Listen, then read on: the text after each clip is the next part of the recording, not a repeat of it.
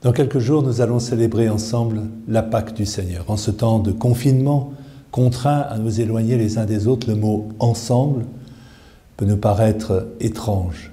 En effet, au cours de cette festivité, nous serons bel et bien dispersés, chacun de nous étant obligé à rester chez soi, dans sa propre maison, dans son propre lieu de vie. Cette condition dans laquelle nous nous trouvons, cette situation que nous vivons dans cette période difficile, nous renvoie pourtant au cœur même du mystère que nous allons célébrer. Tel que le prophète l'avait annoncé, ma demeure sera chez eux, je serai leur Dieu et ils seront mon peuple. Aussi, le Verbe fait chair, habitant parmi nous, a-t-il appris à demeurer chez les siens, s'invitant sans cesse dans leur maison pour partager leur table. Comme le rappelle l'évangile de Luc au chapitre 19, « Aujourd'hui, il faut que j'aille demeurer dans ta maison. » Et lorsque, pour reprendre l'expression de l'évangile, il les aima jusqu'à la fin, le Christ s'adresse à ses disciples et il les invite à préparer le souper pascal. « Allez à la ville chez un tel et dites-lui, le Maître te fait dire, mon temps est proche, c'est chez toi que je veux célébrer la Pâque avec mes disciples. » C'est donc dans l'intimité d'une maison, dans une grande pièce à l'étage, et je reprends là une expression de Luc au chapitre 22, que Jésus a ardemment désiré manger cette Pâque, entouré des siens. C'est dans cette salle à manger que Jésus, lui-même, a livré ses mystères, en annonçant par des gestes prophétiques sa passion, sa mort, sa résurrection. C'est dans cette même pièce, après la mort de Jésus, que les apôtres et les femmes se sont tenus, car ils avaient peur. C'est encore là, dans cette pièce, qu'ils ont touché les plaies du ressuscité et qu'ils ont été inondés de la lumière de l'Esprit.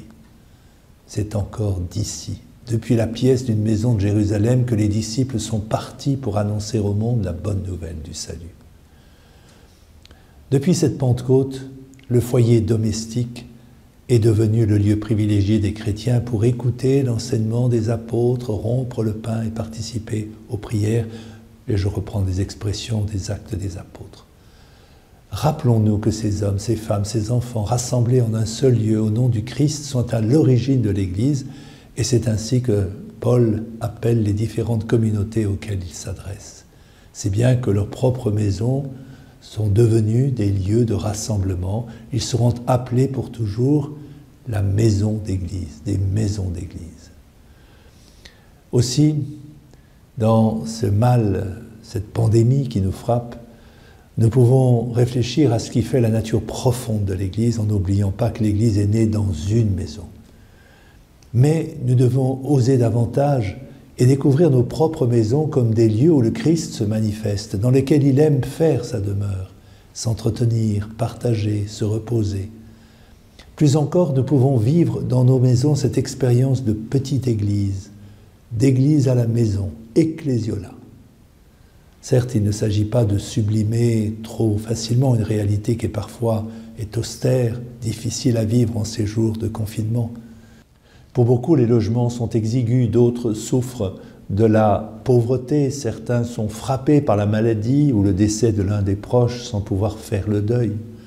Ces situations bien réelles manifestent elles aussi la nature de l'Église, car de manière privilégiée, le Christ demeure dans ses maisons, auprès de celui qui est pauvre, auprès de celui qui est malade, auprès de celui qui meurt, de celui qui est endeuillé ou qui se trouve isolé.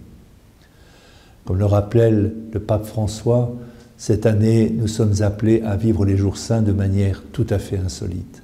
Ne pouvant pas aller dans nos paroisses, dans nos communautés, fréquenter nos églises, vous aurez donc la possibilité, par le moyen de vidéos, par la télévision, de rejoindre des célébrations qui ont lieu en d'autres lieux.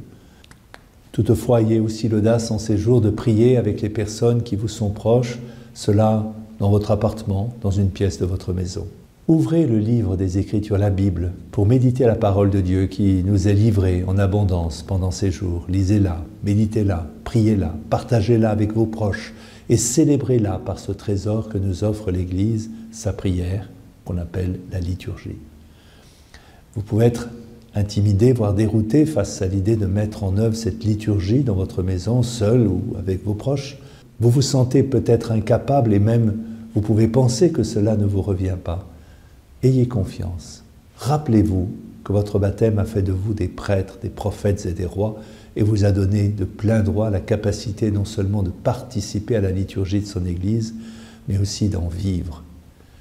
Puisque vous avez été marqués du sceau du Christ, vous y êtes invités.